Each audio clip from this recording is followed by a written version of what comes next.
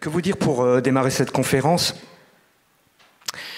Si, comme nous l'écrivions dans la présentation qui figure dans le programme, nous faisons référence aux pionniers, force est de constater, et c'est bien normal vu le temps écoulé, que les modèles d'école, indépendance, effectifs restreints, ont bien évolué, et ce depuis de nombreuses années déjà.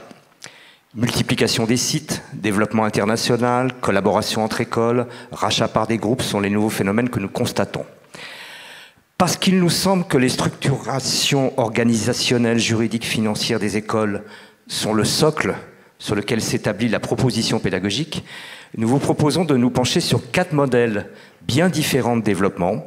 Et donc je vous présente nos invités qui vont illustrer ces propos, je l'espère, sinon mon préambule n'aura aucun sens. Pour commencer, Stéphane André, directeur de Rubica, David Sou, directeur d'établissement de l'école de l'Atelier, Charlotte Campanella, à mes côtés, directrice du pôle Art et Création de Galileo Global Education, et Simon Vanès, au centre, directeur général d'Artefix. Stéphane, nous allons commencer en dialoguant tous les deux. Est-ce que tu veux bien nous rappeler les étapes structurante de l'évolution de Rubica, ex-Supinfocom, dans le temps? Est-ce qu'on a le droit de remonter à 30 ans en arrière? C'est possible? Tu as le droit, mais voilà. Tout ça dans un temps très limité. Donc, voilà. Il y a 30 ans, c'est une école qui a commencé par une histoire d'amour, en fait. Premièrement, parce qu'elle a été initiée par un couple qui s'aimait et qui s'aime toujours d'ailleurs, parce qu'on les voit souvent. Il y en a une personne du couple qui est dans la salle, pour ne pas la nommer, Marianne. Et ce couple-là se promenait, Marianne, je le dis avec mes mots, hein, après tu verras ce qu'il y a, se promenait avec un projet qui était révolutionnaire à l'époque, qui était de faire une école de cinéma d'animation et une école de design, s'est promené dans différents sites de la France, est arrivé à Valenciennes. Alors, on ne passe jamais par hasard à Valenciennes, c'est qu'on cherche quelque chose. Sinon, je dois avouer qu'il y a peu de gens qui disent « Tiens, je vais aller à Valenciennes d'un coup, là ». Ils sont arrivés à Valenciennes, ont trouvé un terreau qu'ils ont trouvé particulièrement fertile, ont dit bah, c'est là qu'on veut faire notre école. Et voilà comment le Supinfocom, qui est devenu Rubica, a commencé. Et cette histoire d'amour, c'est-à-dire cet amour qu'il y avait et qui a toujours lieu entre un lieu et une école, et ensuite au sein de l'école, bah, on a essayé de la faire perdurer jusqu'à maintenant. Donc voilà comment l'aventure a commencé. La première forme était celle d'une école consulaire. Alors, on a fait tous les statuts, nous. Donc en fait, je pourrais quasiment faire toutes les places, une par une. On a commencé par une école consulaire. Et puis ensuite, quand les chambres de commerce ont commencé à avoir moins d'argent, enfin bref, on s'est dit, ah oui, tiens, pour faire l'international, ça serait bien de faire une école privée. Donc on est passé sous statut SASU, donc une SA actionnaire unique et préférée, j'aime bien dire, qui était la chambre de commerce. Donc on était 100% propriété de la chambre de commerce. Et il y a 3 ans, on a commencé une évolution en disant, en regardant, on pourrait y revenir tout à l'heure Patrick, en disant, mais finalement, ça serait quoi le statut qui correspondrait le plus à ce que nous avons envie de faire, non pas à ce qu'il faut faire, mais à ce que nous avons envie de faire. Et on est passé, il y a 1 mois et demi maintenant, en statut associatif, en disant que c'est ça qui va assurer notre pérennité. Avant de parler du statut associatif, de ce choix qui, moi, quand je l'ai découvert, m'a un peu surpris, mais tu vas expliquer, qu'est-ce que le SASU ne permettait pas, quelque part Lequel? Le statut consulaire ou le statut privé? Le statut privé. Alors, le statut privé, il y avait plusieurs choses qui étaient un petit peu gênantes. Déjà, en termes de reconnaissance vis-à-vis du ministère de l'Enseignement supérieur, c'était pas super bien vu dans un premier temps. Ensuite, en termes de ressources financières, bah oui, quand on est institut privé, on doit payer de l'impôt, enfin, il y a tout un tas de choses, et on peut pas faire non plus appel à des dons et des choses comme ça. Donc, il y avait une ressource financière. Et puis, on le voyait très bien vis-à-vis de nos étudiants, qui de se dire, ben, le statut associatif avait quelque chose d'immatériel, d'irrationnel, en disant on va être dans une structure, et c'est l'image que j'ai toujours défendue, qui va consacrer 100% de ses ressources à la pédagogie et au développement de l'école. Et c'est vraiment ça qui a déterminé notre choix associatif. Après, il a fallu, j'allais dire, convaincre notre actionnaire unique et préféré en disant, les petits gars, vous avez quelque chose, vous avez des parts d'une école, vous avez d'une action de l'école, et vous savez ce que vous allez les faire? Vous allez nous les donner. Alors ils ouvrent des yeux grands comme ça en disant « Donnez, donnez ». Bah oui, donnez, donnez. Et finalement, c'est ce qu'ils ont fait. Donc je les en remercie parce que c'est top. Dans le communiqué de presse que vous avez publié, je vais citer les premières lignes, il est dit « Face à la croissance du nombre de formations et à la consolidation du secteur, la structure a fait ce choix stratégique pour garder son indépendance en résonance avec ses valeurs et ses ambitions ». La question de l'indépendance, elle est aussi importante dans... C'est vital pour nous parce qu'on a été créé par des indépendants.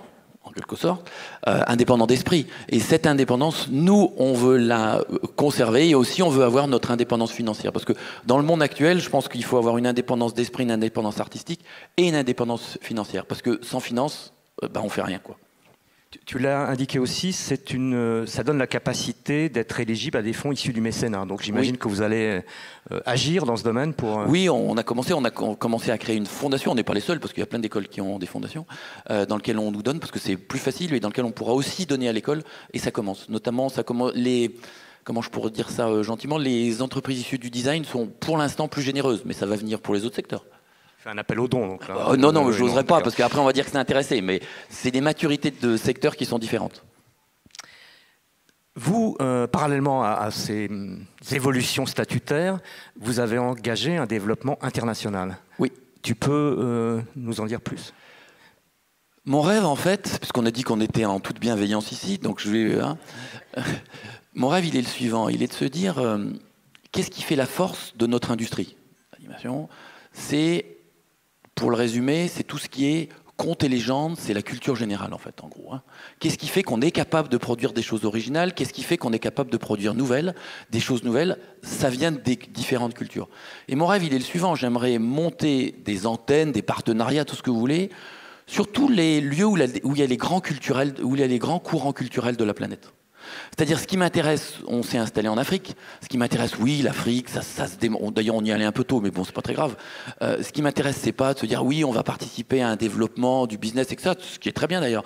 Mais c'est de se dire, bah tiens, les Africains, ils ont des contes et légendes qui sont très différents des nôtres. Et donc, ça, c'est des sources d'inspiration pour nos industries. Et quand vous voyez les grands culturels, alors après, mon rêve au plus haut point, mais là, je peux vous le dire parce qu'il n'est pas près derrière. Quand vous voyez où est le berceau de l'humanité, Patrick? Le berceau un tout petit peu après. Où est le berceau culturel de l'humanité? Entre le Tigre et l'Euphrate. Ouais. Et donc je me dis, il y a des choses à faire, mais on en est encore très loin. Pour nous, pour industrie créative, c'est viser les grands courants culturels pour alimenter l'imaginaire de nos étudiants et alimenter l'imaginaire des futurs professionnels. Je comprends très bien cette vocation et cette ambition qui est liée à une culture humaniste. Pour autant, tu es gestionnaire d'une école, donc il doit falloir trouver aussi des équilibres. Alors, j'ose pas dire le en même temps, parce qu'en moment, c'est un peu pas à la mode, mais je pense qu'il faut faire les deux. Et c'est ce qui fait la grandeur d'une société, c'est d'être capable de faire les deux. Enfin, d'une société à tous les sens du terme. C'est de faire de l'humanisme et de l'économie, parce que c'est ce que je disais en introduction. Sans économie, sans argent, une école ne tient pas. On n'est pas capable de faire du bon boulot si on n'a pas suffisamment de ressources financières. Mais pour moi, les ressources financières sont une conséquence de bien faire son travail. Je suis troublé par le dessin là, qui vient d'arriver. Je ne devrais pas regarder dans ce sens-là, mais dans l'autre sens, c'est pareil, il faut que je vous regarde vous. Est-ce qu'il y a des synergies pédagogiques entre ces différents établissements alimentés par des cultures différentes, mais pour autant, comment vous concevez ça? Pas encore assez, parce que c'était quand même un mouvement de fond qui a été lancé, mais de plus en plus, on voit par exemple, alors, je dirais, les premières qui sont montées, c'est sur, alors excusez-moi, je vais sortir un tout petit peu du secteur, qui sont montées, c'est sur le design. Quand on va en Inde, parce qu'on a un campus en Inde, l'Inde, c'est quand même le pays où on fait beaucoup avec pas grand-chose. Et ça parle aux designers. Quand on parle de l'économie circulaire, quand on parle de tout ça, l'Inde, on s'y retrouve. Quand on va au Canada et qu'on est baigné à Montréal, là où sont énormément de studios de jeux et d'animation, on est baigné par aussi beaucoup de choses. Donc oui, il y a beaucoup de programmes d'échange qui se mettent en place. Pour avoir une idée du volume, tu as parlé de l'Inde, il y a 2 autres écoles à l'étranger que tu vas citer. C'est combien d'étudiants au total? Pour l'instant, on est à taille raisonnable puisqu'on a 1300 étudiants. D'accord. Et les 2 autres pays, tu veux bien les nommer? Oui, donc et en dire un mot, peut-être? Historiquement parlant, on a commencé par l'Inde, puis le Canada, puis on s'est mis en Afrique. Donc là, c'est un tout petit et ça commence, c'est à Nairobi au Kenya. Et ensuite, on vient de lancer le Vietnam avec un partenaire local en fait. En animation, parce que le Vietnam, c'est un haut lieu aussi où il y a beaucoup de productions qui se font.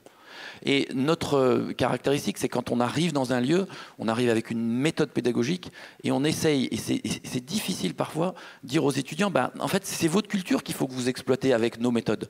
Et non pas que vous essayez de faire des choses américaines, parce que ça ne sera pas vous, ça sera moins bien fait que les Américains. Faites des choses sur votre culture. Et en Afrique, ça commence à marcher. Et quand vous développez des sites à l'international, vous le faites sur tous les branches de Rubica, c'est-à-dire jeux vidéo, design, animation, ou à chaque fois c'est une réflexion En fait, notre promesse aux étudiants, c'est d'avoir une école professionnalisante. Donc on regarde le marché de l'emploi. Donc on regarde où est-ce qu'est l'emploi, et puis quelquefois on fait que sur l'anime, que sur le game, ou que sur le design. Donc on s'adapte au marché local. Si je résume, volonté d'indépendance qui se concrétise par un nouveau statut et développement international avec une ambition d'aller s'imprégner, se nourrir des cultures locales. C'est tout à fait une bonne synthèse. Véro, j'ai déjà fait une partie des comptes rendus, c'est une bonne nouvelle. Donc finalement, il y avait du bon dans le cognac de Magélis, si c'est pour la synthèse. Ça, c'est bon, ça marche bien, ça. Merci, je pense qu'on reviendra vers toi un peu plus tard, Stéphane. David, donc, qui est le directeur d'établissement de l'école Atelier, ici, à Angoulême, un modèle, ma foi, assez différent. Tu peux faire une présentation de ton école ? Bien sûr, avec plaisir.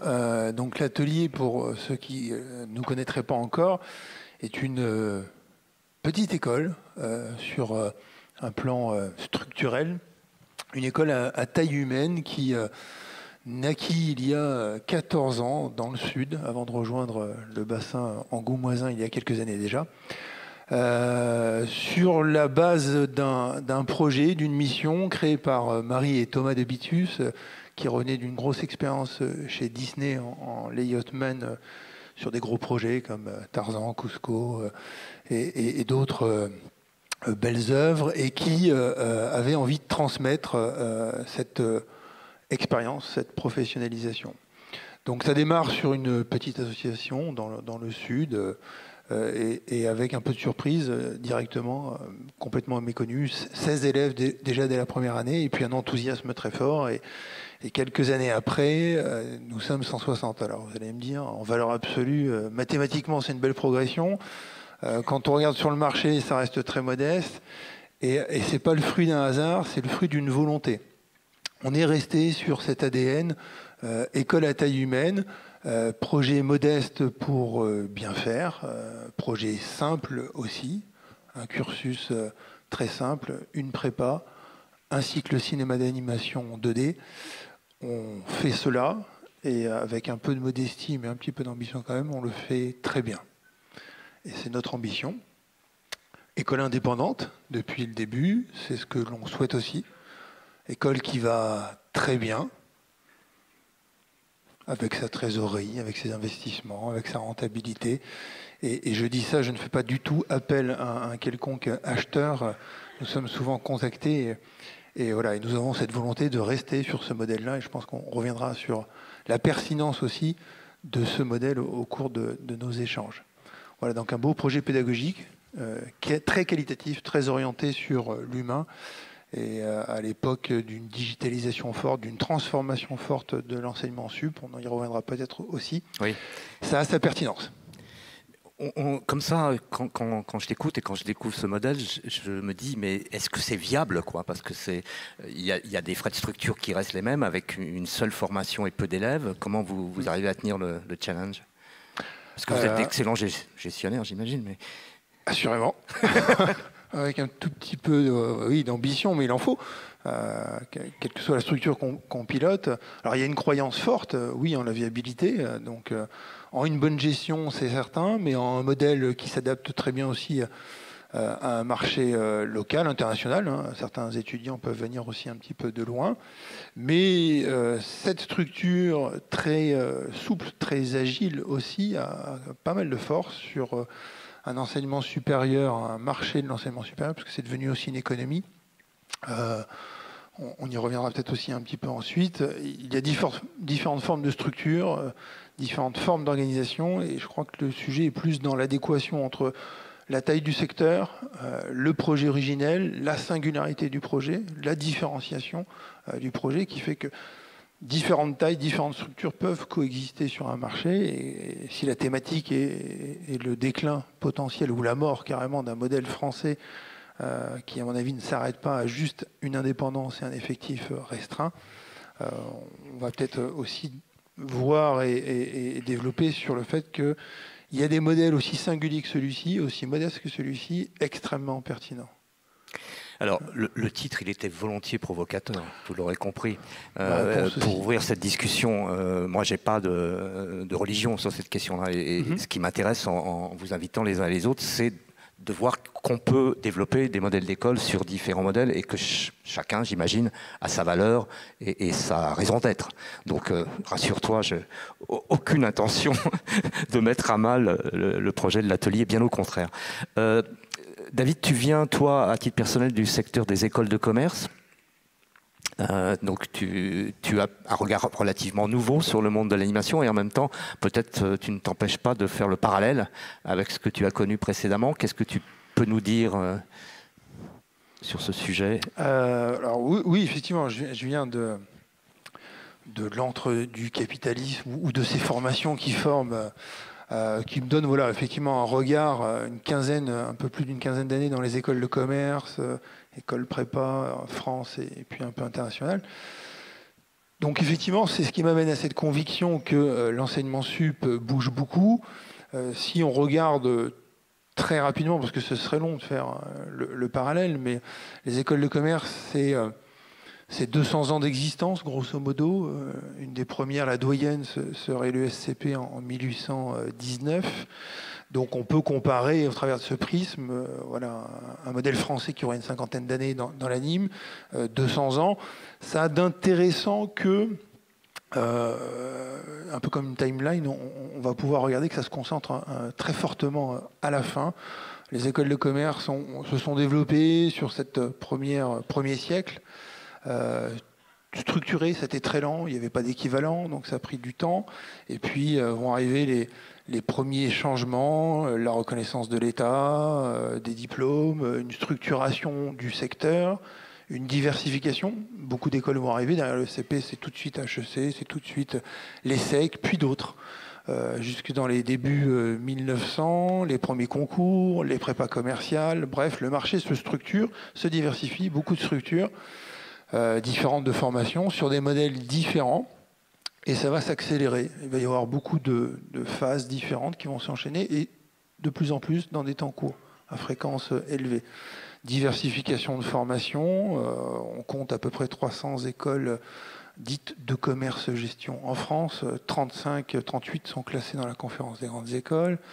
Il y a des labels, il y a des accréditations internationales, elles vont toutes plus ou moins se copier. Le marché français va se structurer, puis il va y avoir des phases de concentration assez violentes. Des écoles vont disparaître, d'autres, parce que ces écoles de marketing aussi, vont se rebrander pour changer de nom, d'acronyme, de SC en Sud de Co, en école de management, vont s'internationaliser.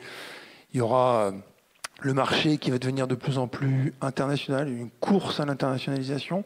Bref, des mécanismes que l'on peut retrouver aussi dans notre secteur désormais. Et la correspondance peut-être la plus intéressante et objective, c'est que ça va s'accélérer. Depuis les années 2000, après un Big is Beautiful, des développements conséquents, des fusions entre écoles de commerce, France, et puis on va avoir des premières disparitions d'écoles.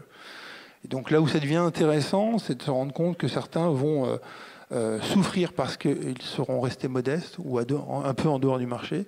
D'autres vont souffrir parce qu'ils seront devenus gros, trop vite, et auront eu des problèmes de croissance avec des effets cliqués ou une démographie qui deviendrait négative ou un problème du marché de l'emploi fait que vous avez du recrutement faible une année, 2 années, sont devenus structurellement très grosses, n'arrivent plus à absorber ces changements. D'autres vont être mal gérés, d'autres... Voilà, donc des fusions, des disparitions, des rachats, des réussites, des échecs. Donc voilà, c'est ce qui fait que, j'ose cette analogie, une économie de marché, assurément. Et donc, peut-être qu'une des conclusions pourrait être intéressante, pourrait être que c'est pas la taille qui compte. Alors ça, c'est pas qu'en économie, vous avez dû l'entendre ailleurs.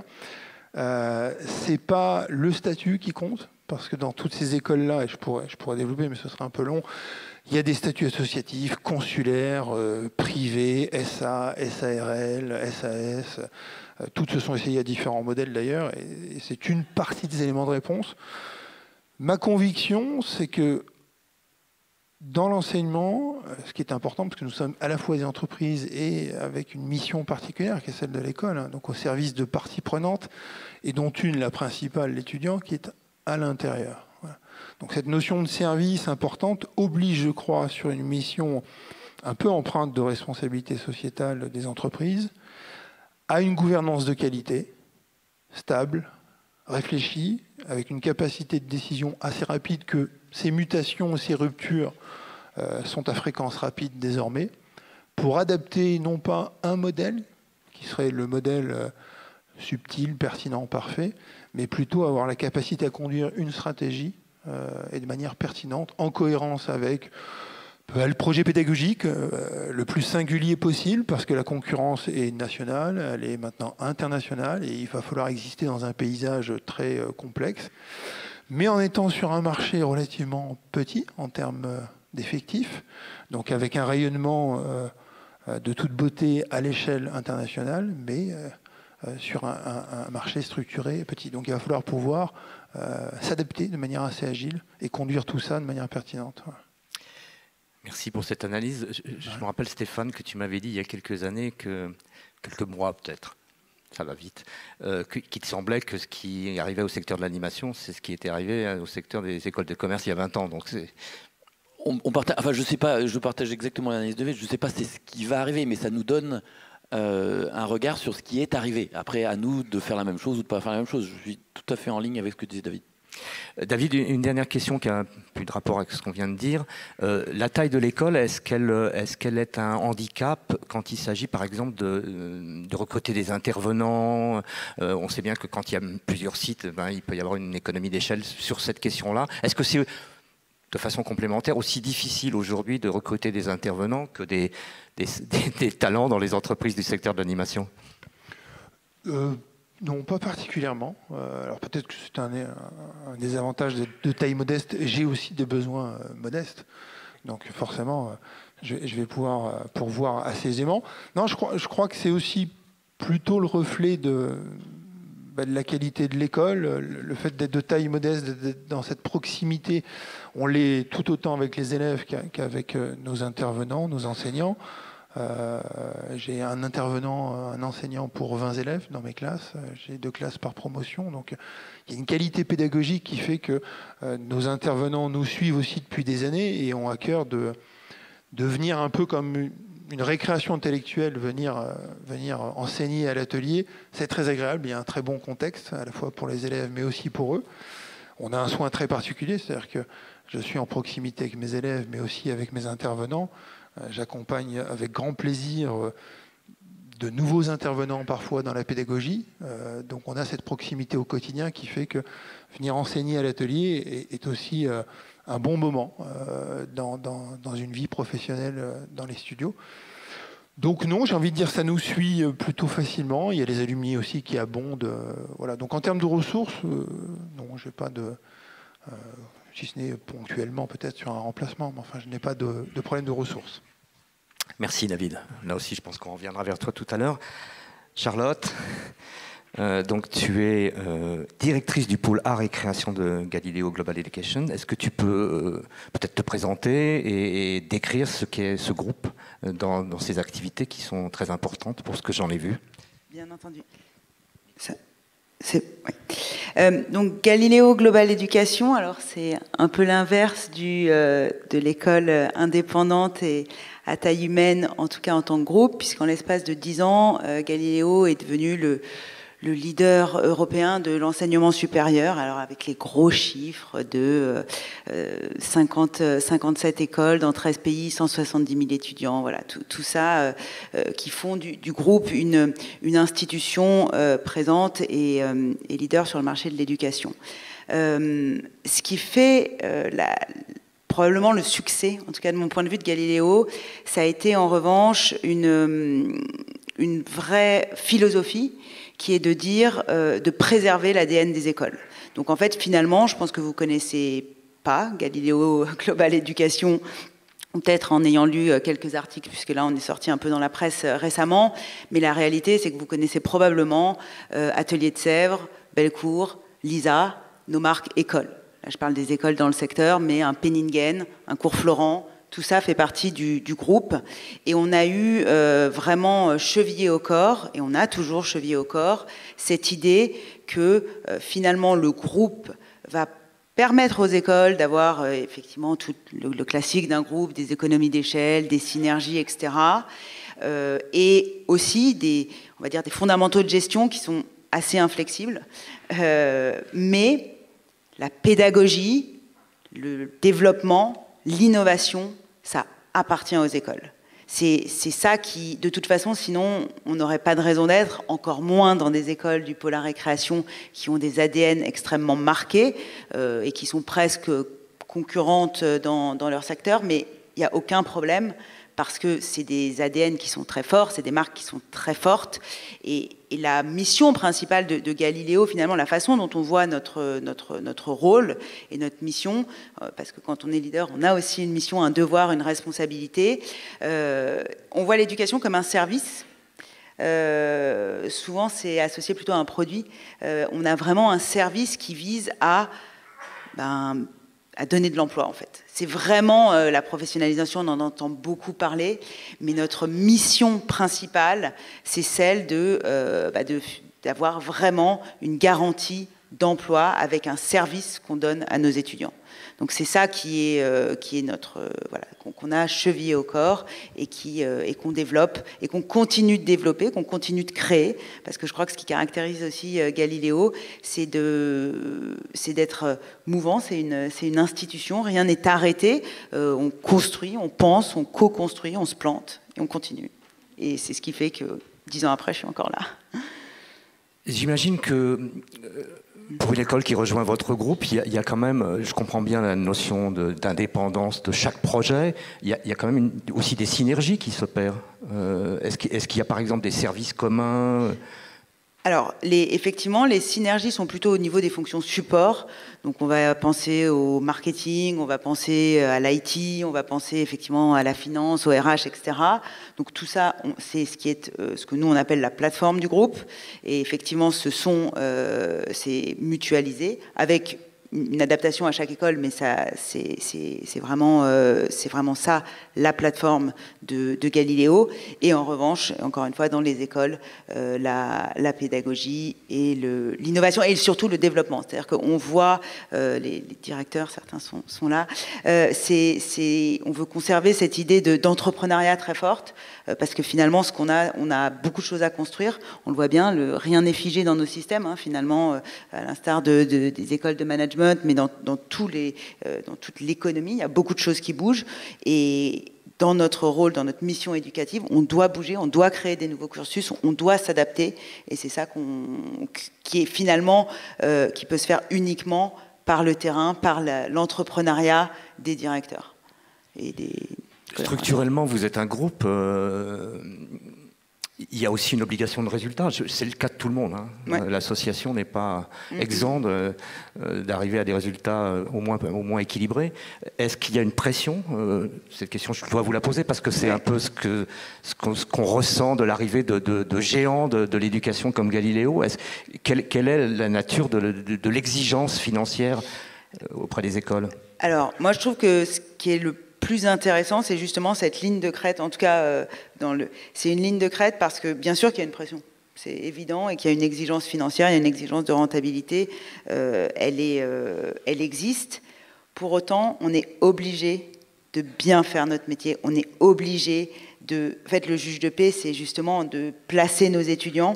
On place nos étudiants, que les écoles continuent finalement de vivre et de traverser le temps. Et ça, si on n'a pas de qualité derrière, c'est imparable. Et le juge de paix, c'est finalement... Alors, c'est un temps un petit peu long, enfin, ça se fait pas du jour au lendemain, mais on le voit bien, hein, la dégradation de la qualité d'une école peut aller assez vite. Et donc, ce juge de paix-là, enfin, il n'y a pas de... C'est un couperet qui est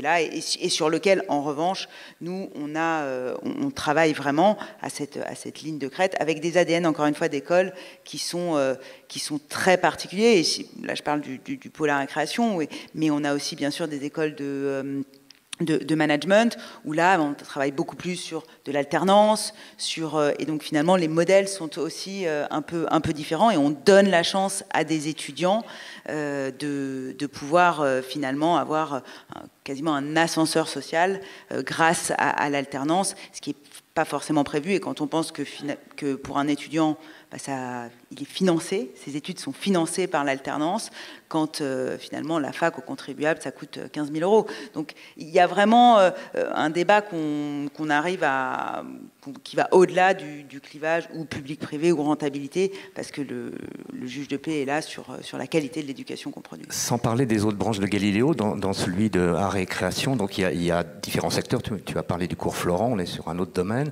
Quelle est la vision de l'évolution de la formation dans le monde de l'animation, un secteur qui est en pleine croissance et avec des promesses pour les années à venir qui semblent vraiment importantes, un besoin de talent et de manœuvre qui est extraordinaire. Comment vous faites face à ces enjeux-là? Alors, je pense que de manière générale, c'est vrai dans l'animation, mais c'est vrai, c'est aussi la proposition de valeur de Galiléo, c'est de pouvoir penser, de pouvoir aussi créer le futur, créer l'avenir. Finalement, on doit fabriquer les gens qui continuent de faire les productions culturelles tellement uniques en France. Et il y a aujourd'hui beaucoup de choses qui sont encore à créer. Et la force du groupe, c'est la synergie entre les écoles. On a des projets qui sont en cours de construction avec une école de design comme Strat et l'atelier de Sèvres. Donc aujourd'hui, ce qu'on a, c'est ce qui existe. Et on a toutes les écoles et le panorama des écoles qui est là aujourd'hui. Et notre vision, c'est en tout cas de pouvoir dire, on parlait de l'IUT de Compiègne qui avait cette particularité de mêler à la fois les ingénieurs et des sciences sociales. C'est aussi ça que Galiléo cherche à faire, c'est à décloisonner. Et dans le monde qui se profile, on va être obligé de repenser un certain nombre de choses. Et la force de Galiléo, c'est effectivement ces différentes écoles, ces synergies qu'on peut créer, qui sont, je le disais, au démarrage. C'est-à-dire que là, tout n'est pas construit, mais en tout cas, la façon dont on voit les choses, c'est la capacité à pouvoir développer des nouvelles choses, à inventer finalement le futur qui correspondra aux besoins du marché. Et on va dire, tout ça en stock, et c'est ça qui... Quand je suis allé sur votre site, je me rappelle plus exactement comment c'est exprimé, mais on voit très clairement qu'il y a un espèce d'appel à d'autres écoles à vous rejoindre. La croissance du nombre d'écoles d'animation dans le groupe, c'est une volonté, une stratégie, ce sont des opportunités? Ce sont des opportunités. On n'a pas de... Alors aujourd'hui, la croissance du groupe est beaucoup à l'international. Et sur la partie effectivement online aussi, on n'a pas une stratégie d'acquisition qui est il nous faut X écoles, voilà comment on veut aller. C'est vraiment aussi voilà, pour le coup dans nos acquisitions c'est beaucoup de rencontres. La dernière c'est Bellecour dans l'univers, et effectivement là on peut très bien imaginer, c'est une école qui allait très bien, ça a été un souhait de dire on rejoint Galiléo parce que ce projet, qui est un projet industriel, c'est pas un projet de financier, le projet de Galiléo, c'est un projet industriel dans l'éducation. Et donc, ils ont effectivement accepté. Et il n'y avait pas que nous. Mais je pense que ce qui fait notre force, c'est effectivement d'avoir ce côté projet, pas financier, mais au contraire industriel, donc pour répondre, sans stratégie particulière sur la partie acquisition. Merci. Je pense qu'on va aussi revenir vers toi un peu plus tard. Simon Vanesse, pour Artifix, même question. Est-ce que tu peux, je ne sais pas si tu vas remonter jusqu'à 30 ans comme Stéphane, il a mis la barre haut là, mais drosser un peu l'évolution d'Artifix depuis la création par Gilbert Kiner. Oui, l'école Artifix, elle a commencé en 2004. Je pense qu'on est très proche en termes de démarrage, c'est-à-dire que c'était un projet personnel, une envie, celle de créer une école qui traitait non seulement de la 3D, mais aussi du tournage. Je pense que c'était dans l'ADN aussi dès le début de l'école.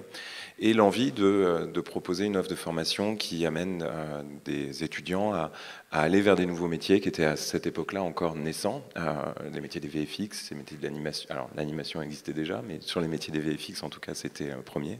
Aujourd'hui, cette école, elle s'est développée. Aujourd'hui, on a 3 sites sites, Montpellier, Lille et Paris, avec 3 projets pédagogiques qui ont une base, des fondamentaux en commun, mais aussi des différenciations entre les 3 sites et les 3 écoles dans l'ADN qu'elles défendent.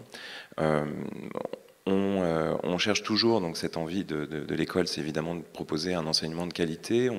Alors pour la forme juridique, on est une SARL, détenue à 100% par des gens qui viennent de l'industrie.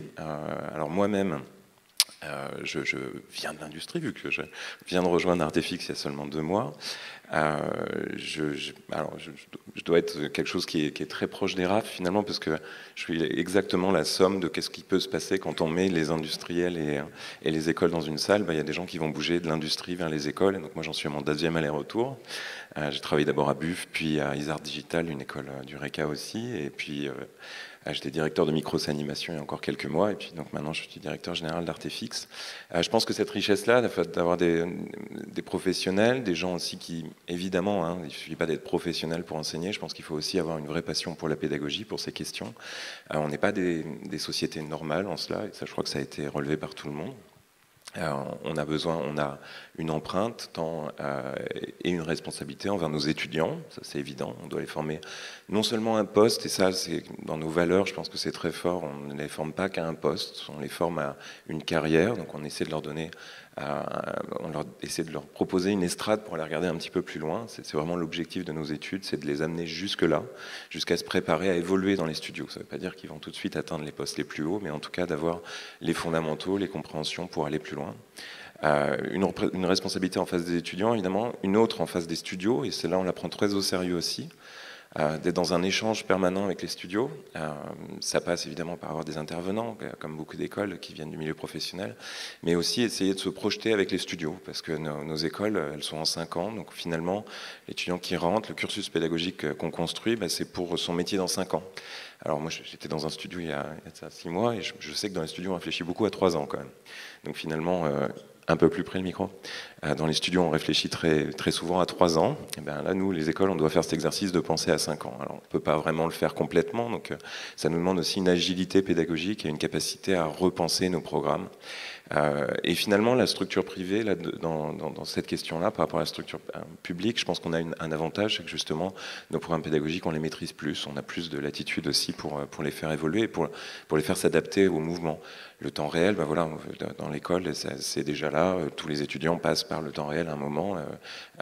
Et nos enseignants, le cœur de notre offre pédagogique, elle est...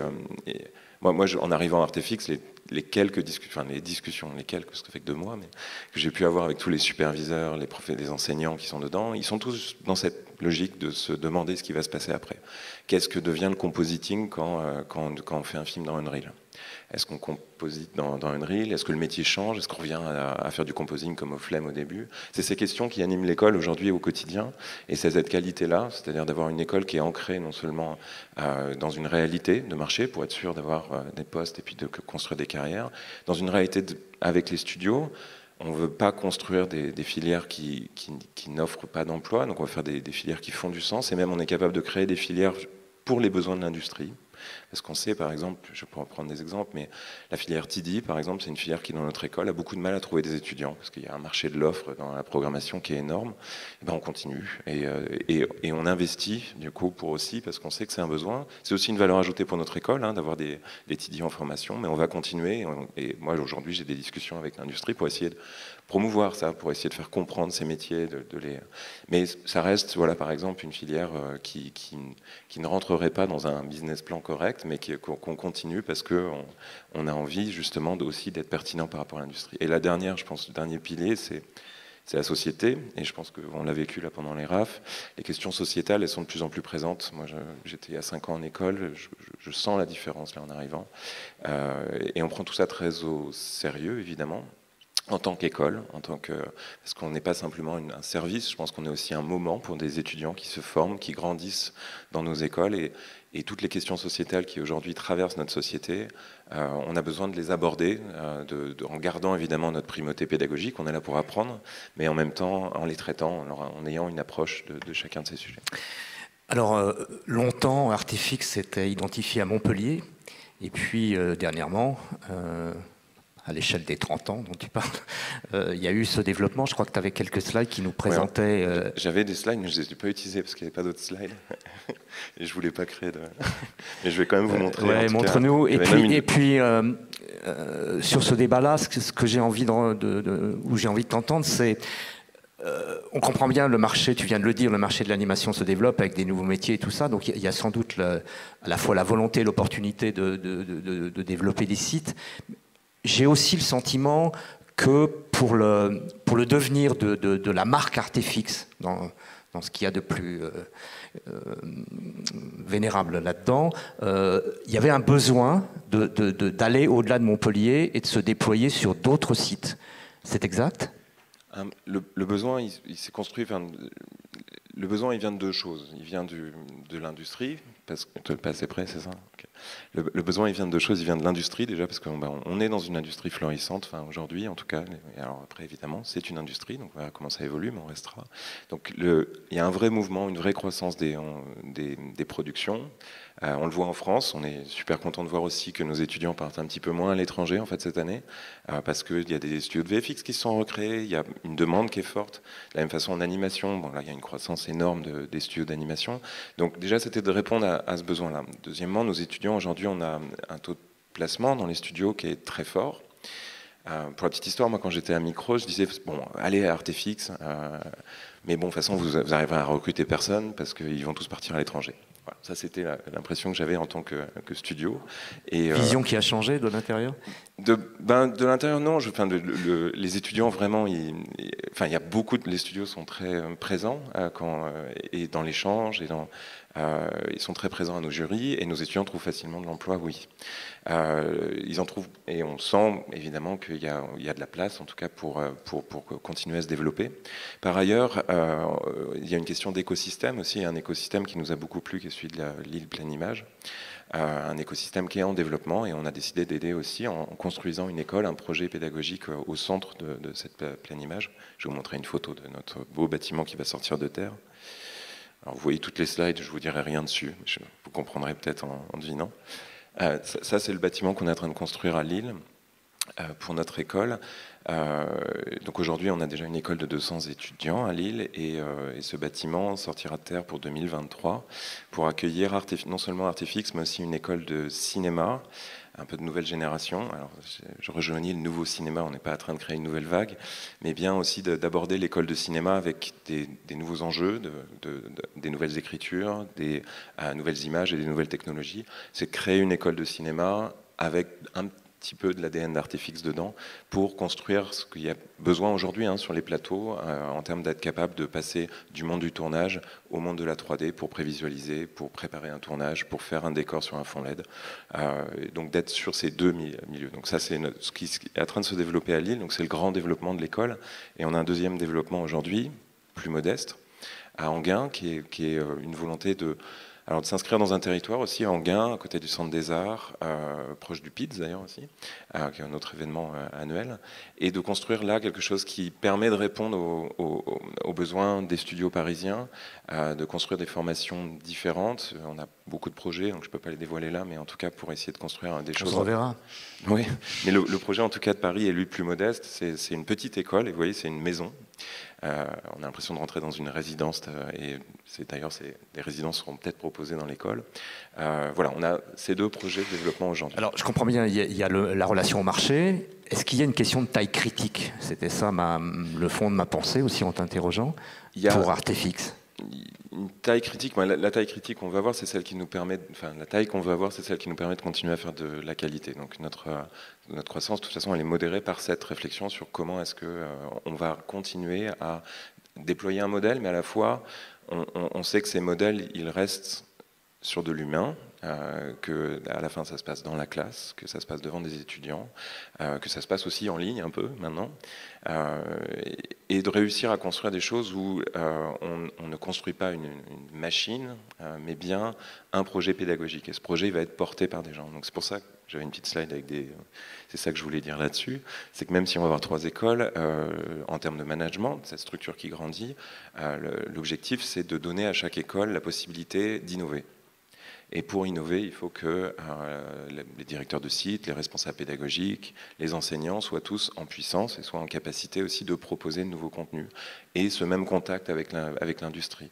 Et qu'on continue à construire ce qui est dans l'ADN de l'école depuis sa création, qui est cette discussion intelligente entre une réflexion pédagogique et de l'innovation pédagogique, de l'innovation pour répondre aux besoins du métier, dans chacun des sites. Ce déploiement, il se fait en France, contrairement à ce que fait Rubica. Est-ce qu'il y a eu des arbitrages? J'imagine que vous avez été ou tenté, ou vous avez exploré peut-être des pistes à l'étranger. Vous avez choisi de vous développer en France spécifiquement? Oui, aujourd'hui, c'est le choix que JPR avait poussé, c'est vraiment celui de rester... au lieu d'aller... On fait de l'international, mais je vais vous montrer une petite slide pour ça aussi.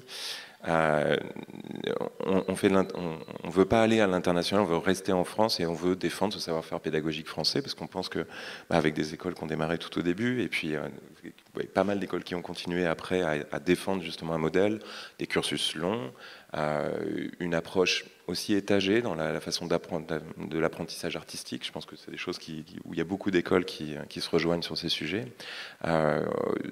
On veut le conserver en France, être un allié aussi de l'industrie française dans cette idée. Et donc aujourd'hui, notre développement international, c'est d'attirer des étudiants internationaux en France. Et je vous ai mis ici la liste, par exemple. Donc on a ouvert nos inscriptions pour l'école pour l'année prochaine. Alors, si vous saviez, maintenant, les inscriptions, ça se fait de plus en plus tôt. Si vous avez des enfants, soyez prévenus. Ça commence dès septembre. Maintenant, ils commencent à tous regarder. Ça, c'est les nationalités des candidats que nous avons reçus depuis le 6 novembre, donc depuis 4 semaines, pour l'école. On a des classes internationales dans nos 2 campus, à Lille et à Montpellier. Et ça, typiquement, ce développement-là, je reviens à l'intérêt pédagogique, ça a 2 grands intérêts pour nous. Le premier, c'est évidemment culturellement. On crée un melting pot incroyable et qui nourrit nos étudiants d'autres cultures. Et évidemment, ça nous sert aussi à une particularité de notre école, c'est qu'on est très international et on forme beaucoup aussi pour les studios étrangers. Et donc ces étudiants, dans les premières années, ils sont dans une classe internationale, mais sur les dernières années, ils sont mélangés avec les étudiants francophones. Et on vient donc créer aussi un modèle pédagogique où ils apprennent parce qu'ils doivent travailler avec des collègues qui parlent anglais. Et ça, c'est donc pour les étudiants français qui ont toujours peur de leur niveau de français. Au début, on leur dit ne vous inquiétez pas, vous aurez des cours d'anglais pendant les premières années. Et sur la 4e année, de toute façon, il faudra être prêt parce qu'on rentrera dans le dur du sujet. Il faudra maintenant interagir en anglais. Ça, c'est en fait, vous voyez comment un développement peut aussi amener finalement une qualité pédagogique, parce que de les mettre dans ces situations, dans un anglais du quotidien, c'est ça qu'il faut aujourd'hui pour aller travailler dans les industries, même en France, parce que beaucoup de studios, des départements entiers parlent en anglais, malgré qu'ils soient situés en France. Enfin, je pense à l'animation dans les grands studios parisiens, par exemple. La langue de travail, c'est souvent l'anglais. Le temps passe vite.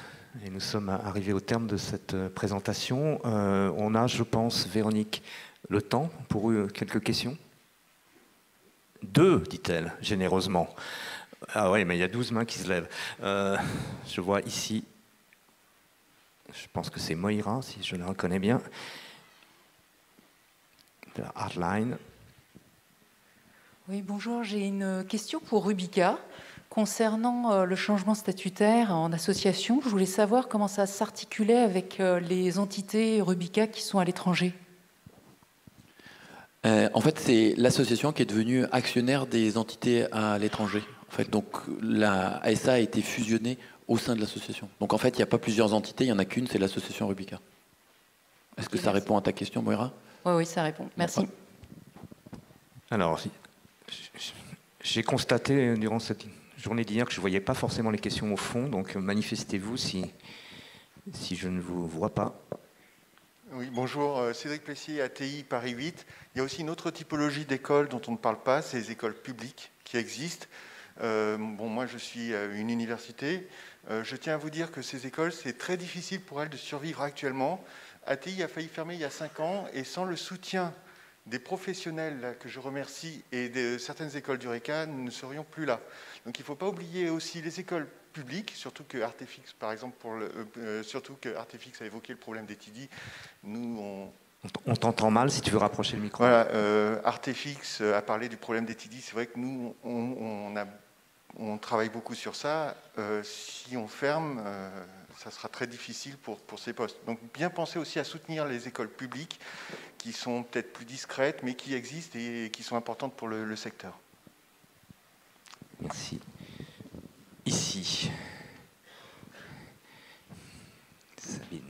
Bonjour, Sabine Itier de Faust. Alors moi, je me présente, j'ai une expérience d'enseignant dans beaucoup d'écoles, dont vous êtes maintenant plutôt dans la 3D, donc LISA, ISART, MK et d'autres. Maintenant, je dirige un studio, donc je fais du recrutement, donc je suis de l'autre côté. Et je vois qu'il y a effectivement, j'imagine qu'il y a un modèle économique nécessaire qui vous force à avoir des classes qui sont très remplies. Et ma question, elle est, en tant qu'enseignant, je sais qu'au-dessus d'un groupe de 20, je vais avoir de la perte. Au-dessus de 20, clairement, les 10 qui ne sont pas au niveau, je ne peux pas les accompagner. Or, il y a un modèle économique qui nécessite d'avoir, j'imagine, une classe très remplie. Mais moi, maintenant, ce que je vois, c'est que quand je lance une offre d'emploi, sur 130 candidatures, pour une offre, j'ai 80-90 juniors. Sur les 90 juniors, il y en a 40 qui ne sont clairement pas employables. Sans doute dû à ce dimensionnement de classe, j'imagine, qui est une nécessité financière que vous devez avoir pour être à l'équilibre. Est-ce que c'est quelque chose dont vous avez conscience et pour lequel vous pouvez avoir une action quelque part pour sous-dimensionner un petit peu les classes? Chacun d'entre vous peut répondre à cette question, je pense. Brièvement, parce qu'on n'a plus beaucoup de temps. Il n'y a pas un empressement dingue. Il n'y a pas bagarre. Je me sens concerné effectivement, puisque ça fonde au projet de l'atelier. Donc, je le rappelle, j'ai des classes de 20. Donc, je mesure bien effectivement ce delta au-delà, cette difficulté pour l'intervenant de mettre la même énergie, la même qualité dans un temps réduit, restreint, sur des cursus qui ne font que 3 ou 5 ans. Donc oui, c'est un vrai problème de maintenir une qualité pédagogique. C'est pour ça qu'on s'oblige à ça de notre côté. En même temps, on a une demande forte des studios en termes d'effectifs. Donc je comprends qu'il va falloir trouver un bon équilibre. Et désolé par avance si je ne peux pas fournir au-delà de nos effectifs. Mais c'est un vrai sujet. Alors, on a une pédagogie à taille humaine, je l'évoquais, très qualitative. Évidemment, on ne pourra pas fournir des centaines et des centaines d'étudiants et de futurs diplômés. Voilà. Mais en proximité avec les studios, je pense qu'on arrive quand même à une qualité sortante. En tout cas, les retours qui me sont faits me donnent confiance dans la viabilité de notre projet. Stéphane et Simon, rapidement sur... Très rapidement, donc nous on était sur 24, alors après avec le coronavirus, il y en a qui devaient partir à Montréal, qui sont restés, donc on est monté jusqu'à 26, et puis cette année on a fait une expérimentation en disant mais peut-être que la taille de classe idéale, c'est pas la même de la première à la 5e année.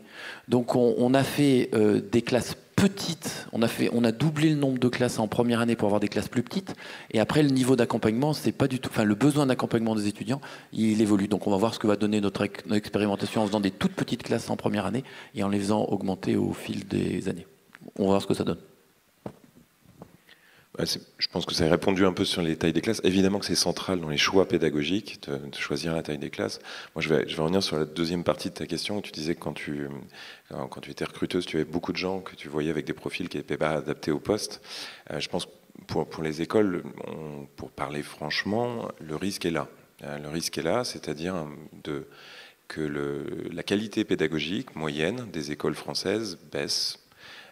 Et qu'à la fin, notre écosystème d'écoles de qualité se retrouve elle aussi impacté par le fait que beaucoup d'étudiants se retrouvent avec un profil qui n'est pas adapté au travail.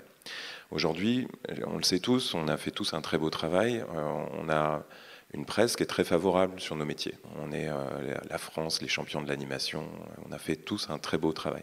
Il faut que ce travail continue et je pense aussi, dans les responsabilités qu'on doit avoir, on doit aussi justement créer des cursus avec des volumes de classe adaptés pour atteindre un niveau d'employabilité et un rayonnement qui continue. Et je pense que cette question, elle est un petit peu sous-jacente, mais c'est pas tant la question du nombre d'étudiants par classe, mais la question du nombre d'étudiants bien formés qui sortent par an et qui trouvent emploi dans l'industrie.